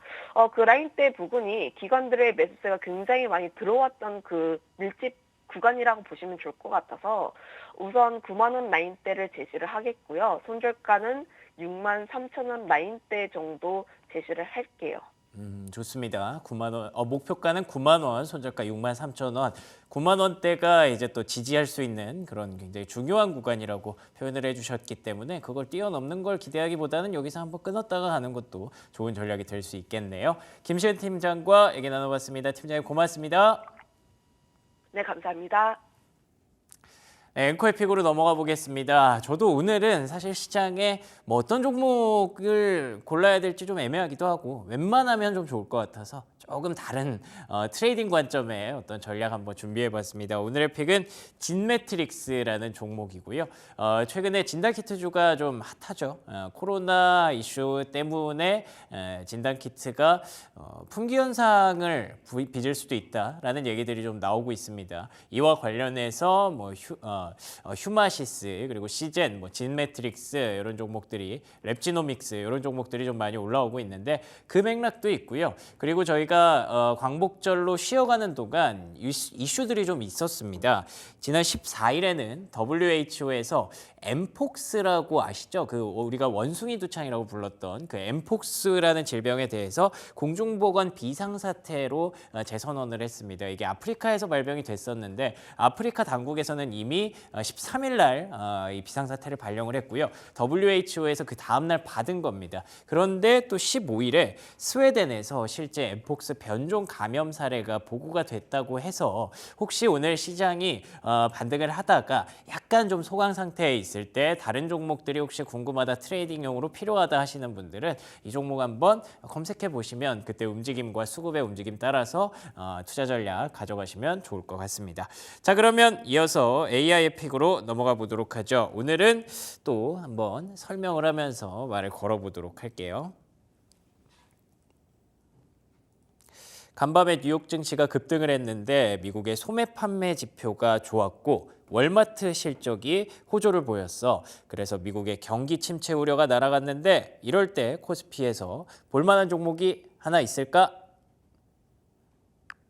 제가 말이 길어졌는데 이것도 알아듣겠죠? 이런 상황에서는 경기 회복에 따른 소비 증가가 예상되므로 코스피에서 신세계를 주목해 볼 수 있습니다. 신세계는 백화점과 마트를 운영하며 내수 회복과 소비 심리 개선에 큰 영향을 받는 기업입니다. 좋습니다. 이렇게 말을 자꾸 거니까 신선한 종목들이 계속 나오네요. 경기 회복에 따른 소비 증가가 예상된다. 백화점과 마트를 운영하면서 내수 회복과 소비 심리 개선에 영향을 미치는 신세계. 오랜만에 보는 종목입니다. 자, 오늘의 3픽 코스메카 코리아, 진매트릭스 그리고 신세계까지 정리해 보겠습니다. 조성우의 투자의 맛으로 이어갑니다.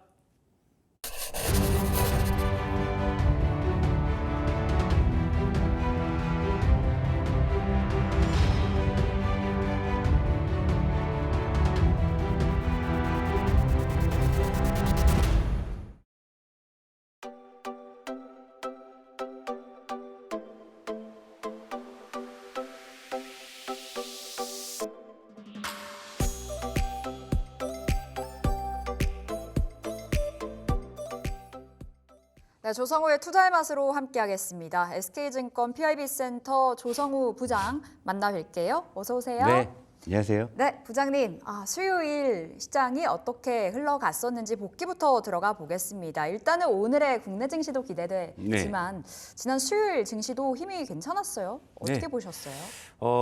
어떻게 보면 이제 우리 시장 산업의 양축이라고 할 수 있는 이제 반도체 2차 전지가 동반 상승을 하면서 양시장을 이제 견인하는 그런 모습들. 어쨌건 시장은 좀 꾸역꾸역 올라오는 그런 모습들은 계속 보여주고 있고요. 그리고 아무래도 이제 금리 인하에 대한 기대감들이 좀 모처럼 좀 반영이 되면서 뭐 신재생이라든지 뭐 로봇, 뭐 AI, 뭐 소프트웨어 같은 우리가 이제 흔히 일컬어서 이제 성장 섹터라고 하는 이런 어떤 섹터들이 좀 좋은 모습이었고요. 다만 이제 시장은 밸런스는 분명히 잡는 것 같아요. 그러니까 단기든 장기든 좀 많이 올랐던 종목들은 조금씩 조정을 받는 모습인데 지난 거래일에는 뭐 바이오나 조선, 자동차, 뭐 게임, 뭐 엔터 이런 쪽이 좀 조정을 받았는데 장기든 단기든 좀 올랐던 섹터들이라는 공통점이 그렇게 있고요. 그리고 외국인들이 뭐 이렇게 시원하게 사주는 건 아니에요. 그런데 그래도 이제 일부 매수하는 쪽들은 역시 이제 반도체나 2차 전지 쪽. 그러니까 아무래도 좀 매크로 쪽이 좀 좋아지는 쪽에서는 외국인들이 살 때는 반도체나 2차 전지 쪽에 조금 매수가 조금 더 확대될 가능성이 있다라는 그런 힌트 보여준 것 같고요. 어쨌건 이제 매크로 뭐 개선, 뭐 이를테면 이제 지표 같은 게 이제는 좀 좋은 지표가 나오면은 좋게 지금 시장이 해석을 하고 있잖아요. 그런 쪽에 대한 어떤 반응들이라고 볼 수 있고요. 하지만 이제 우리가 광복절 휴장이었고요. 또 이제 물론 이제 지나서 이제 결과론적으로 봤을 때 뉴욕 증시가 좀 좋은 흐름을 보였기 때문에 뭐 일단은 오늘장도 기대가 됩니다만 뭐 CPI에 대한 관망 심리도 좀 반영이 됐던 그런 하루가 아닌가 볼 수 있는데 잠깐 여기 이제 화면 한번 보겠습니다. 그럼에도 불구하고 조금 아쉬운 것은 우리는 지금 이 하락 부분들을 아직 되찾지 못하고 있는 그런 상황인데 네. 잠깐 나스닥 차트 볼게요. 자, 코스피고 나스닥은 다 만회했어요. 그러니까 요 이제 갭을 좀 줄이는 것이 우리 시장의 숙제이긴 한데요.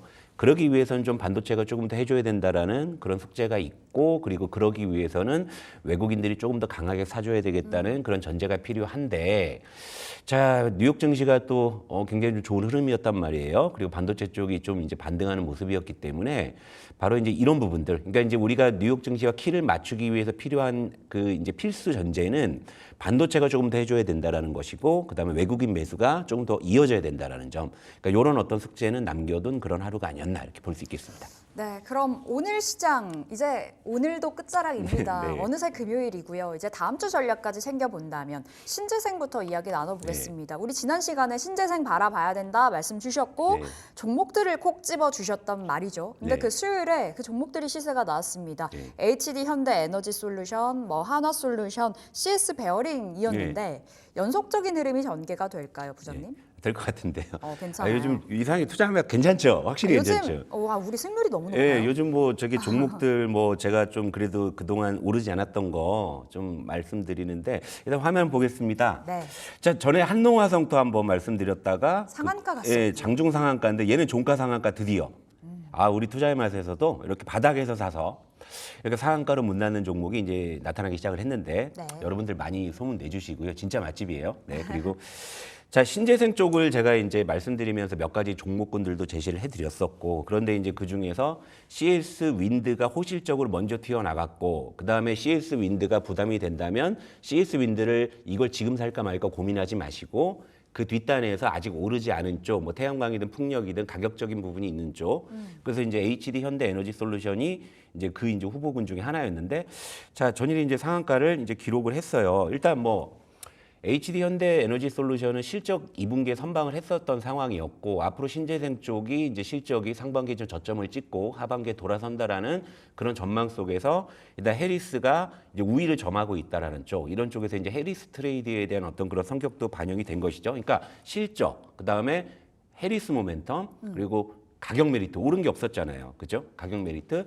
그리고 이제 앞으로 금리 인하에 대한 기대감이 있다고 했을 때 유동성 기대감 이런 것들이 좀 복합적으로 반영을 하다 보니까 다른 섹터에 비해서 훨씬 더 이제 강한 그런 어떤 상승이 나오고 있는 그런 모습이 아닌가 보고 있는데 일단 블랙 먼데이 이후에 지금 신재생 쪽은 지금 동반해서 상승하는 군집성이 분명히 보인다라는 거죠. 물론 그 종목별로는 이슈나 수급의 어떤 편차 때문에 등락률은 다르게 나올 수 있지만 전체적으로 같이 올라오고 있다는 모습이 확인이 되었기 때문에요.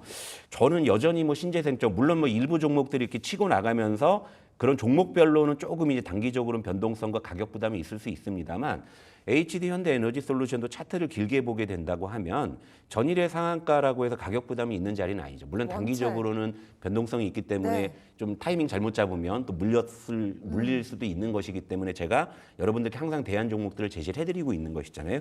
저는 신재생 에너지는 이제 좀 시작하는 단계가 아닌가 좀 이런 좀 생각을 하고 있습니다. 네. 신재생 이제 시작이다 말씀 주셨던 만큼 포트에 그럼 어떤 종목 담아야 되는지가 우리 투자자들의 고민 아니겠습니까? 네. 어떤 종목이 지금 자리에서 순한 맛, 보통 맛일지 네. 궁금하네요. 일단 지난주 화요일에 신재생 이제 말씀을 드리면서 제가 CS 윈드가 단기에 너무 올라서 부담스러우시다면 해서 제가 몇 가지 종목풀을 제시해드렸는데 그런 종목들이 물론 어제 광복절이 있으니까 이틀 지났죠.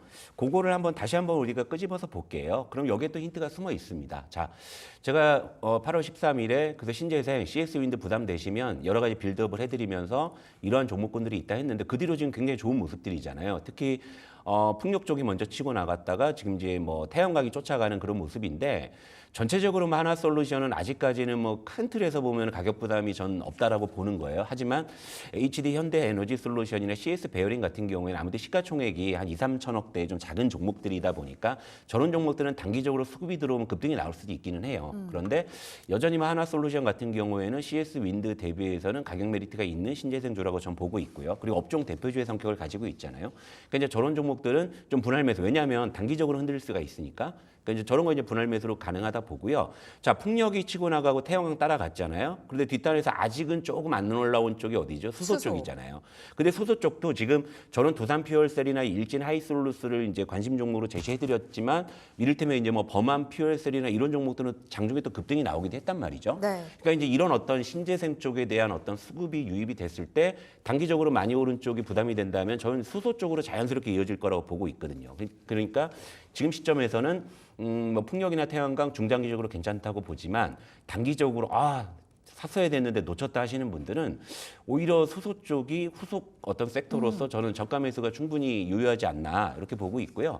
그 외에는 뭐 이제 대장주 중심으로 분할 매수하는 그런 관점으로 말씀을 드리고 현대에너지솔루션 같은 경우에는 전일에 상한가를 했기 때문에 저 종목은 제가 단기적으로는 추격 매수는 좀 자제하는 쪽으로 왜냐하면 다른 쪽으로 대안들이 계속 있잖아요. 그러니까 이런 쪽. 그래서 저는 신재생 쪽은 여전히 좀 관심이 필요하고 포트에 하나 정도는 뭐 태양광이든 풍력이든 수소든 하나 정도는 좀 있어야 되지 않을까 이렇게 생각을 합니다. 네. 그러면 HD 현대에너지솔루션은 이제 단기적으로는 매운맛이 네. 되어버렸고 CS 윈드도 여전히 매운맛이죠. 분할 매수 관점에서는 괜찮은데 괜찮아요? 근데 중요한 건 지금 신재생 쪽이 이틀 동안 수급이 강하게 들어왔단 말이에요. 네. 이렇다면은 추가적인 변동성이 있을 수 있거든요. 그러면 여기서 대장주가 더 치고 나가는 쪽에 대해서 여러분들께서 포커스를 맞추시는 것보단 네. 2선, 3선에서 이제 따라올 수 있는 쪽 이런 쪽으로 보시는 게 훨씬 더 리스크가 덜하잖아요. 그죠? 그러니까 그런 관점에서 말씀을 드리는 거고요.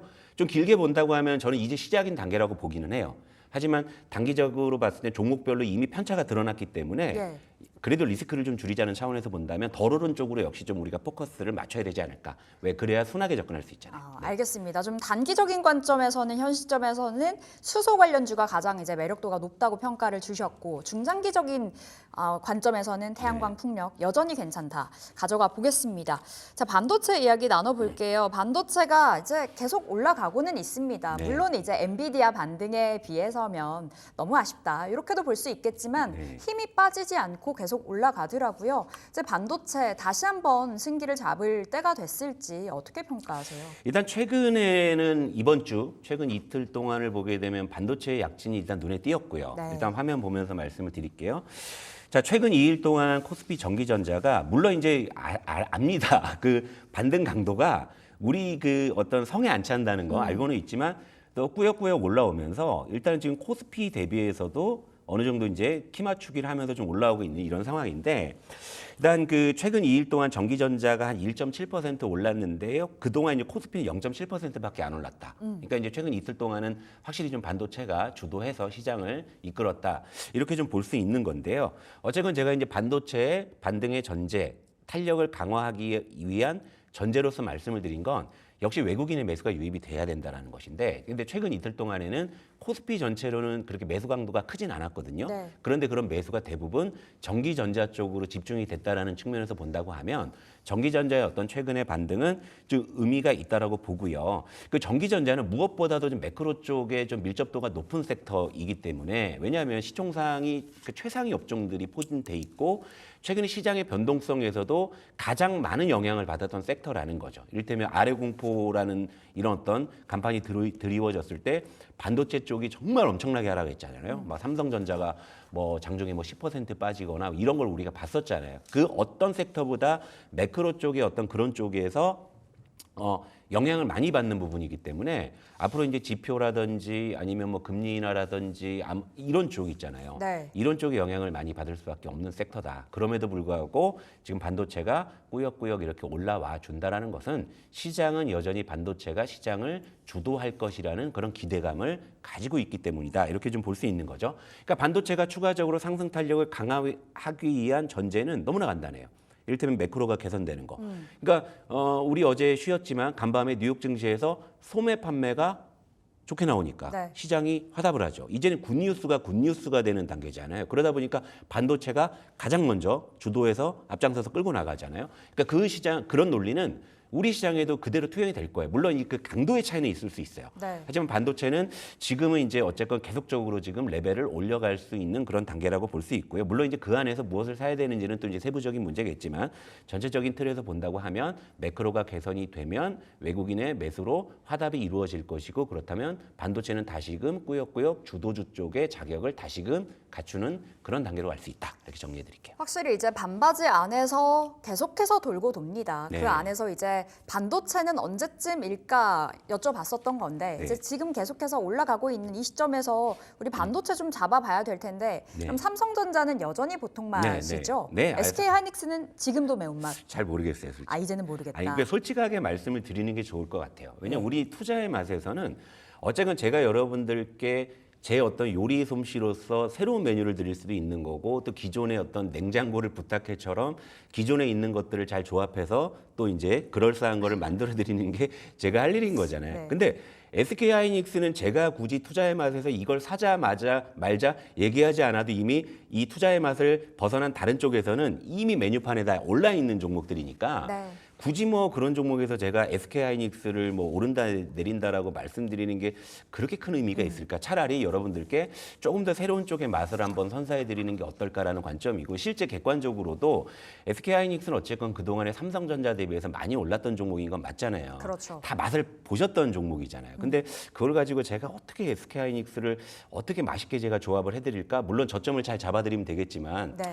굳이 뭐 그런 모험을 할 필요가 있을까? 다른 거 많은데? 저는 그런 생각이기 때문에 저는 여전히 뭐 반도체 쪽에서 본다면, 그러니까 간밤에 물론 엔비디아가 급등을 했죠. 그래서 또 다시 이제 오늘 또 엔비디아 밸류 체인에 대한 기대감이 높아지는 하루가 될 것 같기는 한데요. 근데 또 의외로 미국에서 엔비디아보다 강한 상승을 보이고 있는 종목이 델입니다. 네. 델이 더 상승폭이 좋아요. 델. 그렇다면 미국에서도 모습이 다른 어떤 반도체 반등들이 지금 나타나고 있다는 거죠. 그러니까 지금이야 다 같이 올라오면서 반도체 전체가 좋아 보이는 것 같이 느껴지지만 실제로 뜯어보게 되면은 이 엔비디아보다 강한 반등 탄력을 보이는 그런 반도체 종목들도 눈에 띄고 있고, 그중에 대표적으로 델이라는 종목이 그렇고, 그럼 델은 뭐 하는 종목이죠? PC 서버 만드는 쪽이잖아요. 그럼 얘들은 뭐와 관련한 종목일까? 온디바이스 AI 쪽일 것이고, 네. 조금 더 확대를 해보게 되면 그럼 삼성전자는 다 하고 있잖아요. HBM도 하죠. 그 다음에 뭐 그 온디바이스 AI도 하죠. 그렇다면 지금 상황에서는 오로지 HBM3 논리 하나로만 등락을 거듭하는 SK 하이닉스나 한미 반도체보다는 삼성전자가 모멘텀이 조금 더 다양하지 않습니까? 그러다 보면 아무래도 훨씬 더 좀 이렇게 안정적으로 가져갈 수 있는 종목이 아닐까, 저는 그런 관점이 보고요. 그리고 이제 지금 상황에서 다시금 우리가 이제 반바지를 다시 한번 돌이켜 보면 8월 초만 하더라도 바이오가 거의 주도주로 굳히는 모습이었는데 지금 반도체와 2차 전지가 치고 나가죠. 많이 지금 추격을 했어요. 근데 그 안에서도 2차 전지가 예, 정말 2차 전지의 강하더라고요. 약진도 되게 좀 눈에 띄고요. 자, 그러니까 반바지의 8월 등락률 현황을 한번 보도록 할게요. 코스피는 여전히 한 5%대 하락을 하고 있고요. 전기전자가 최근 이틀 동안 굉장히 약진했음에도 불구하고 아직은 시장 수익률을 하회하고 네. 있는 이런 상황인데 최근 2일 동안은 굉장히 좀 뒤늦게 지금 따라붙고 있는 이런 상황이죠. 반면에 8월은 지금 바이오가 거의 주도하는 것 같은데 최근에 조정을 받으면서 8월 초에 상승분을 죄다 반납을 한 상황이죠. 그리고 2차 전지는 지금 시장 대비해서 굉장히 좋은 모습이고 최근 2일 동안의 상승률은 2차 전지가 더 좋게 나오는 상황이거든요. 그러니까 지금 반바지에 지금 밸런스가 다시 지금 붙는 거예요. 지금 접전으로 다시 붙는 상황이기 때문에 여기서 우리가 이제 특정한 종목 뭐 예를 들면 뭐 반바지 중에 난 바지만 입겠다, 난 반지만 낄 거야 이렇게 하실 수도 있겠지만 전 전체적으로 반바지는 이렇게 엎치락뒤치락 하면서 시장이 살아난다면 계속 주도주 그 어떤 경쟁을 할 거라고 보고 있어요. 그러니까 여러분들 그러니까 반바지 중에서 업종 대표주 중심으로 하나 정도 네. 종목을 고르기가 정말 어려우시다면 ETF라도 하나씩 잡아놓으시는 게 시장에서 소외되지 않는 가장 좋은 전략이 아닌가 이렇게 말씀을 드릴게요. 포트 안에 이제 반바지는 담겨져 있어야 되는 거고요. 어떤 종목을 담아야 될까 고민이 된다면 업종 대표주 쪽으로 그리고 아니면 ETF 쪽으로 가닥을 잡아보자. 뭐 여전히 유효한 그 동일한 시각을 말씀 주셨고요. 자, 부장님 건설주도 이야기 나눠보겠습니다. 최근에 이제 8월 들어와서부터죠. 저금리 수혜주 이제 뭐 폭락장이 한번 네. 있긴 했었지만 바이오 뜰 때 건설도 떴단 말이죠. 건설주에 대한 시각은 어떠세요? 건설주도 제가 저번 달에 한번 다뤄드렸는데 오히려 제 생각대로 움직이진 않더라고요. 그러니까 생각보다 강하진 않다. 예, 화면 한번 보실게요. 자, 맨 위에는 역시 좀 대장주라고 할 수 있는 현대건설인데요. 현대건설은 오히려 좀 주가가 좀 역주행하는 상황이고요. 중간에 있는 종목은 GS건설입니다. GS건설은 최근에 좀 추세가 좋아요. 그리고 맨 아래에 있는 종목은 HD 현대산업개발인데 최근에 추세가 좋습니다. 대장주는 추세가 별로 안 좋은데 왜 이 뒤에 있는 종목들은 추세가 좋냐라고 보면 2분기 실적을 토대로 보게 되면은요. GS건설이나 HD 현대산업개발 같은 경우에는 기저효과라는 거. 작년 2분기의 실적이 워낙에 안 좋았어요. 그리고 왜 안 좋았는지 여러분들 그 이슈 아시잖아요. 좀 약간 순살 뭐 이런 이슈. 그런 걸로 이제 주가가 굉장히 급락을 했는데 2분기 실적을 보니까 그때 이제 좀 망가졌던 실적이 많이 좀 회복되는 쪽. 그런데 현대건설은 이 기반은 굉장히 안정적인 그런 상황이지만 전년 동기 대비해서 실적이 오히려 감소하는. 그러니까 좀 따로 노는 거죠. 그러니까 군집성은 좀 나오지 않는 상황. 그러다 보니까 2분기 실적이 저점론이고 또 모멘텀 많이 있잖아요. 또 부동산 경기가 회복된다는 기대감, 또 이제 금리나 어떤 기대감, 그리고 여기에 좀 더 확장하자면 뭐 우크라이나 뭐 재건에 대한 기대감, 올라갈 거리들은 분명히 있다라고 생각을 하는데 군집성이 안 나온다라고 했을 때는 아직 좀 건설주는 조금은 우리가 시간을 두고 지켜봐야 되지 않을까 이럴 생각이고. 그리고 지금 건설주 쪽은 외국인이 지금 사질 않습니다. 계속 매도를 하고 있는 상황에서 GS건설이나 현대산업개발 같은 이런 종목에 제한적으로 기관 매수 정도가 유입이 되고 있거든요. 네. 그러니까 아직은 건설주가 물론 저도 이제 좀 장기적으로 소외됐던 그런 종목들 섹터들 좋아하고 있습니다만 지난 시간에도 제가 뭐 5G 통신 장비주들에 대해서는 아직은 제가 이제 좀 의견이 없다 말씀을 드렸잖아요. 건설주는 지금 현재 시점에서는 전체적으로 봤을 때는 좀 중립적인 의견을 말씀을 드릴 거고 개중에 좀 하나 정도를 우리가 택하자면은 역시 좀 업종 대표주인 현대건설 위주로만 제한적으로 좀 관심이 필요하지 않나 이렇게 좀 말씀을 좀 드려보도록 하겠습니다. 지금 자체 이 시점에서 건설주를 공격적으로 접근하기에는 네. 아직은 좀 시기상조인 것 같고요. 원체 이제 업황이 안 좋았다 보니까 좀 네. 그런 게 아닐까 싶은데 살아나기까지는 시간이 좀 걸리는 것 같습니다. 부장님 리츠 쪽으로는 관심을 갖자라는 시각도 있던데 리츠도 아직이죠? 그런 관점에서 지금 건설주 쪽에서 그래서 반응하는 쪽이 리츠 쪽이기는 해요. 이 차트 한번 볼게요. 미국 증시 안에서도 리츠가 예, 좀 부동산 가더라고요. 리츠 쪽이 최근에 좀 반등이 있는데 자, 위에 거는 이제 롯데 리츠라는 종목이고 아래 거는 SK 리츠라는 종목인데 이게 사실 좀 약간 ETF 성격의 네. 그런 어떤 이제 종목들이에요. 그런데 이 리츠 쪽의 가장 일반적인 특징은 금리 인상기에 하락을 하고요. 금리 인하기에 상승을 하는 그런 특징들이 있는데 최근에 이제 그런 모멘텀을 그대로 받아서 이제 올라가고 있는 그런 모습이에요. 근데 리츠가 기본적으로 움직이는 원리가 뭐냐면 리츠에서 이제 편입한 부동산의 운용 성과, 예를 들면 임대료라든지 이런 걸 통해서 배당을 꾸준하게 이제 주는 이런 부분이기 때문에 종목마다 편입된 부동산 자산이나 이런 것들이 다 달라요. 그리고 임대차 현황이나 공실 현황이나 이런 것들이 다 다르기 때문에 단순히 건설주의 어떤 기대감으로 좀 대안 투자를 하기에는 사실은 따져볼 것들이 굉장히 많고요. 이런 것들은 방송에서 몇 분 정도 말씀드려서 이걸 좀 선택할 수 있게끔 해드리는 게 굉장히 어려운 섹터입니다. 왜냐하면 이 리츠별로 편입된 자산이나 어떤 운영 현황이나 이런 것들 좀 따져봐야 되기 때문에 이런 것들은 좀 보통 은퇴 생활자분들이 좀 배당 수익을 위해서 많이 좀 선호하는 그런 쪽이긴 합니다만 우리가 이제 시장에서 어떤 종목을 우리가 이제 접근하는 그런 논리로 좀 접근하기에는 그렇게 쉽지 않은 어떤 그런 섹터라고 볼 수가 있기 때문에 네.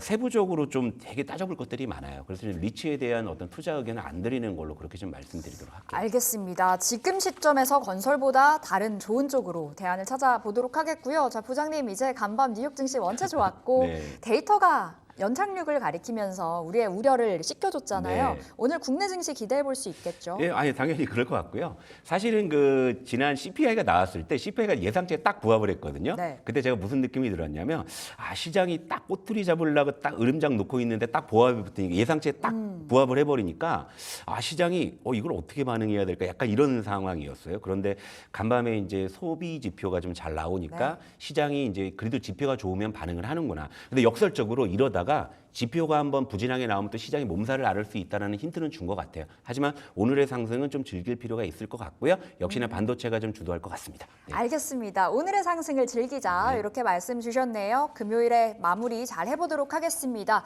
자, 투자의 맛 여기서 인사드릴게요. 말씀 고맙습니다. 네, 출발 딜사이트 1부 여기서 마무리 지어보겠습니다. 2부에서 여러분들 기다리고 있을게요. 1부 함께해 주신 분들 고맙습니다.